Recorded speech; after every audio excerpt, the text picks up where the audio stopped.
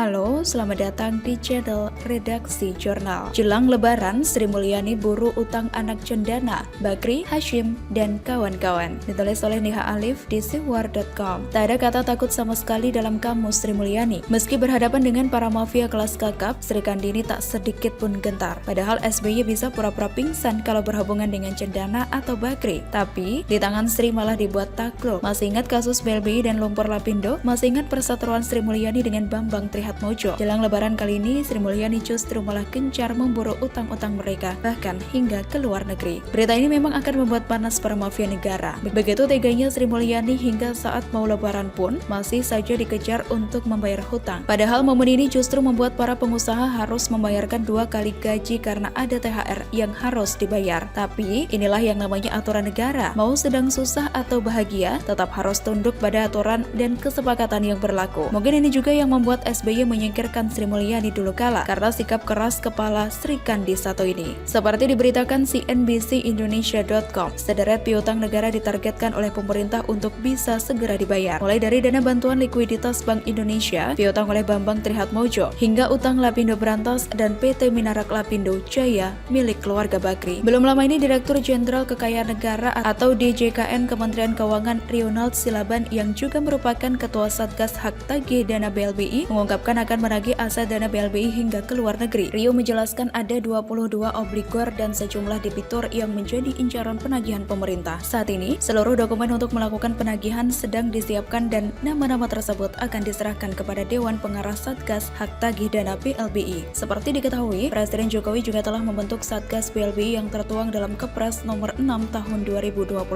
Belit ini menyebutkan bahwa Satgas bertujuan untuk melakukan penanganan, penyelesaian, dan pemulihan hak negara yang berasal dari dana BLBI secara efektif dan juga efisien. Total piutang dari BLBI tersebut terdiri dari 6 macam tagihan. Di antaranya tagihan berbentuk kredit yang jumlahnya sekitar 101 triliun rupiah, properti bernilai lebih dari 8 triliun rupiah, mata uang asing hingga saham. Kasus BLBI sendiri menyangkut banyak nama. Seperti yang diberitakan BBC.com, ada 48 bank komersil bermasalah akibat krisis pada saat itu. Di antaranya adalah Bank Sentral Asia milik Antoni Salim yang juga memiliki Indofood, Bank Umum Nasional milik Muhammad Bob Hasan, Bank Surya milik Sudwi Katmono, Bank Yakin Makmur milik Siti Hardianti Rukmana, Bank Papan Sejahtera milik Hashim Jojo Hadikusumo, Bank Nusa Nasional milik Nirwan Bakri, Bank Rizjad Salim Internasional milik Ibrahim Rizjad. Total dana talangan BLBI yang dikeluarkan sebesar 144,5 triliun rupiah. Namun, 95% dana tersebut ternyata diselewengkan berdasarkan temuan Badan Pemeriksa Keuangan dan dinilai sebagai korupsi paling besar sepanjang sejarah Indonesia. Selain BLBI, ada piutang dari anak cendana yang kini tengah dikejar pemerintah. Sri Mulyani mencegah Bambang ke luar negeri karena putra ketiga Soeharto itu bertahun-tahun tak kunjung membayar piutang ke negara. Adapun piutang tersebut terkait konsorsium SEA Games 19